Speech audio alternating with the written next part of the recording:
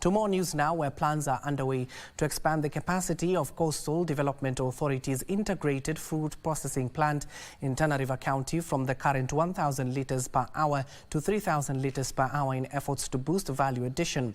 The National Assembly's Departmental Committee on Regional Development member Majimbo Kalasinga says that the target is to improve the living standards of coastal smallholder farmers and create jobs for the youth. In a bid to address post-harvest losses and enhance economic prosperity for farmers at the coast, the Coast Development Authority plans to expand the integrated food processing plant in Tana River to triple the plant's capacity to 3,000 litres per hour. We have installed a 1 ton per hour capacity machine, crushing machine, which produces pulp. The pulp is the puree that we now sell off to the mango, to the juice makers.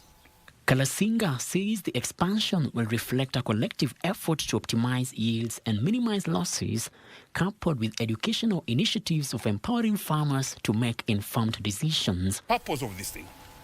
Kenya government is much concerned with a small man, with a common man, how much he earns from a mango, how much he can fetch from that mango is what is very important here.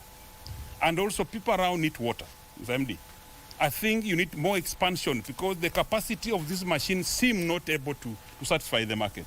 Farmers are upbeat about the expansion plans and are pledged by the legislators to support the initiative being spearheaded by the Coast Development Authority.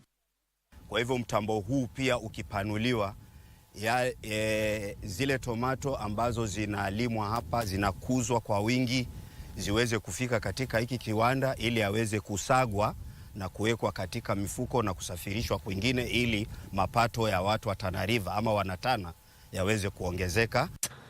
Frederick Muki for Lunchtime News.